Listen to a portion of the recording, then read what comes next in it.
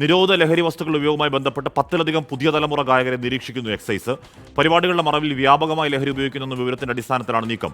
S Shyamkumar വിവരങ്ങൾ എത്തുന്നു. ശ്യാം, ഒരുപക്ഷെ ഒരാൾ പാടുമ്പോൾ അയാൾ വേദിയിൽ നടത്തുന്ന അയാളുടെ അംഗവിക്ഷേപങ്ങളോ അയാളുടെ രീതികളോ കൊണ്ട് അയാൾ ലഹരി ഉപയോഗിച്ചു എന്ന് പറയാൻ കഴിയില്ല. പക്ഷേ അടുത്തിടെ ഒക്കെ നമ്മൾ സോഷ്യൽ മീഡിയയിലൊക്കെ വളരെ വൈറലായ ചില ഗായകരുടെ പാട്ടൊക്കെ എന്ത് കാട്ടിക്കൂട്ടലാണ് ഇയാൾ ഈ വേദിയിൽ കാട്ടിക്കൂട്ടുന്നത് എന്ന് നമുക്ക് ഇനി അത് ഗംഭീരമെന്ന് തോന്നുന്ന കുട്ടികളുണ്ടോ എന്നറിയില്ല.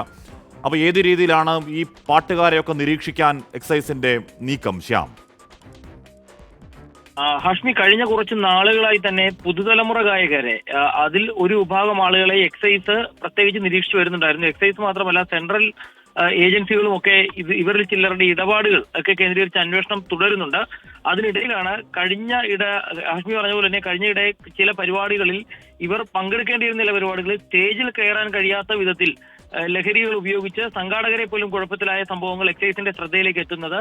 അതിൽ ചിലർ പരിപാടി അവതരിപ്പിക്കാൻ സംഘാടകർ സമ്മതിക്കാതെ തന്നെ തിരികെ മടങ്ങുകയും ചെയ്തിരുന്നു. ഇതേ തുടർന്ന് നടത്തിയ പരിശോധനയിലാണ് 10ലധികം പേരുടെ ഒരു പട്ടിക തന്നെ എക്സൈസ് തയ്യാറാക്കിയിരിക്കുന്നത്. അതിൽ പ്രമുഖരായ യുവതലമുറയിലെ പലരുടെയും ആരാധനയ്ക്ക് ഇടയാക്കുന്ന ചില ഗായകരുമൊക്കെയുണ്ട്.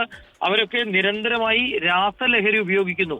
ഈ പരിപാടിക്ക് മുൻപും പരിപാടിക്കിടയിൽ ഉടനീളം ശരീരത്തിൽ ഊർജ്ജം നിലനിർത്തുന്നതിന് വേണ്ടി രാസലഹരി ഉപയോഗിക്കുന്നു എന്നുള്ളതാണ് എക്സൈസ് കണ്ടെത്തിയിരിക്കുന്നത്.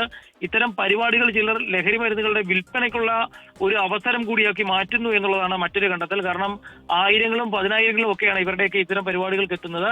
അതിനിടയിൽ വളരെ സുഖമായി ലഹരി കച്ചവടം നടത്തുന്നു എന്ന വിവരം കൂടി എക്സൈസ് കണ്ടെത്തിയിട്ടുണ്ട്. ഏതായാലും ഇത്തരത്തിലുള്ള ആളുകളെ കൃത്യമായി ഇപ്പോൾ നിരീക്ഷിക്കുന്നത് തെളിവ് ശേഖരിക്കുന്നതിന്റെ ഭാഗമായാണ്. ഏതായാലും അവർ ഇപ്പോൾ ഉപയോഗം നിർത്തിയാലും അവരുടെ മുടിയും മറ്റുമൊക്കെ പരിശോധിച്ചു കഴിഞ്ഞാൽ രാസലഹരി ഉപയോഗത്തിന്റെ തെളിവുകൾ വളരെ കൃത്യമായി കണ്ടെത്താൻ സാധിക്കും. അതുകൊണ്ട് തന്നെ അത്തരം നടപടികളിലേക്ക് കൂടി പോകുന്നുണ്ട്. പക്ഷേ തെളിവ് ശേഖരണം ഈ അന്വേഷണങ്ങളിൽ നിർണായകമാണ്. പ്രത്യേകിച്ച് എക്സൈസ് ഒരാളെ പിടിച്ചു കഴിയുമ്പോൾ അത് കൃത്യമായ തെളിവുകളുടെ അടിസ്ഥാനത്തിലല്ല എങ്കിൽ ആ ഉദ്യോഗസ്ഥൻ പിന്നീട് ക്രൂശിക്കപ്പെടുന്ന സംഭവങ്ങൾ ഏറി വരികയാണ്. അതുകൊണ്ട് തന്നെ എക്സൈസ് വളരെ കരുതിയാണ് മുന്നോട്ട് പോകുന്നത്. ആവശ്യമെങ്കിൽ ഇത്തരം ഫോറൻസിക് പരിശോധനകൾ നടത്തി ഇവരുടെ അറസ്റ്റ് ഉൾപ്പെടെ ഉണ്ടാകുമെന്നൊരു മുന്നറിയിപ്പ് കൂടി എക്സൈസ് നൽകുന്നുണ്ട്.